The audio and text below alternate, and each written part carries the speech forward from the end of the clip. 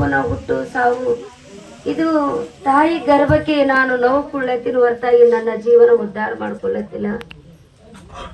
ಗುರು ಕೃಪಾ ಆದಾಗ ಮಾತ್ರ ನಿಮ್ಮ ಜೀವನ ಉದ್ಧಾರ ಆಗ್ತದೆ ಹೊರತಾಗಿ ಇದು ಎಷ್ಟು ಸರ್ತಿ ಎಷ್ಟು ಜನ್ಮ ಬಂದರೂ ಭೀ ನಾವು ಎಷ್ಟೇ ಜ್ಞಾನ ಇದ್ದರು ಪಂಡಿತ್ ಇದ್ದರು ಅನಂತ ಮನುಷ್ಯನ ಜನ್ಮ ಬಂದಾಗ ನೀನು ಇಷ್ಟೇ ಕೇಳ್ಕೊಲ್ಲ ಗುರು ಭಗವಂತ ಜನ್ಮ ಜನ್ಮ ಕೊಡು, ಆದ್ರೆ ಭಗವಂತ ನಿನ್ನ ಸೇವೆ ಮಾಡುವಂತ ಗುರು ಕೃಪೆಗೆ ಪಾತ್ರ ಆಗುವಂತ ಅಂತ ಭಾಗ್ಯವನ್ನು ದಯಪಾಲಿಸು. ಕೊಟ್ಟನಂದ್ರೆ ಭಗವಂತ ಒಳ್ಳೆಯದನ್ನು ನೋಡಿ ದೇವರ ದರ್ಶನವನ್ನು ಪಡೆದು ಕಿವಿ ಕೊಟ್ಟನಂದ್ರ ಕೀರ್ತನ ಭಜನೆ ಸತ್ಸಂಗವನ್ನು ಕೇಳಿ ನಿನ್ನ ಜೀವನವನ್ನು ಉದ್ಧಾರ ಮಾಡ್ಕೊ.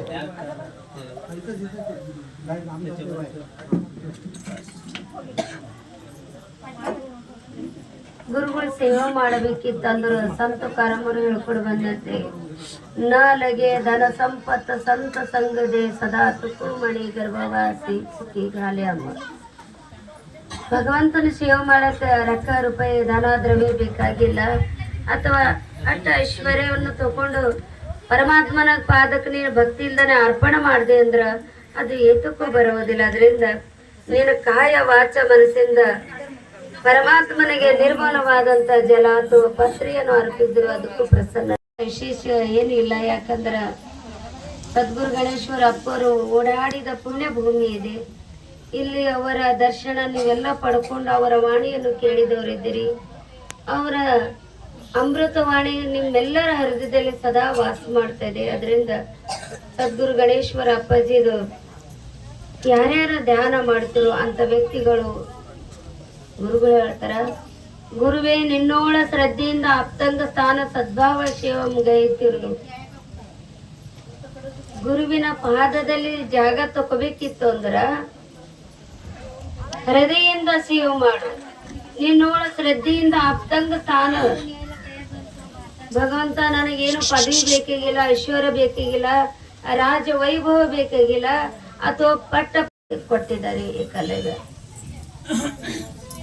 ಗೋರಖನಾಥ ತನ್ನ ಗುರುವಿಗಾಗಿ ಮಚೇಂದ್ರನಾಥ ಕೇಳಿದಾಗ ಇದು ಕಣ್ಣನ್ನು ತನ್ನ ಗುರುವಿನ ಪ್ರಸಾದಕ್ಕಾಗಿ ಕಣ್ಣನ್ನು ದಾನ ಮಾಡಿದ್ದಾರೆ.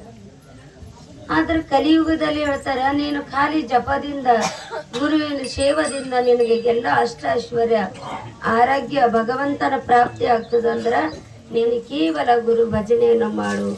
ಗುರುವಿನ ಜಪ ಮಾಡಿದ್ರೆ ನಿನ್ನ ಜೀವನ ಉದ್ಧಾರ ಆಗ್ತದ. ತಿಳಿಲತ್ತವ್ರಿ ಕನ್ನಡ ತಿಳಿಯತ್ತವ್ರಿ.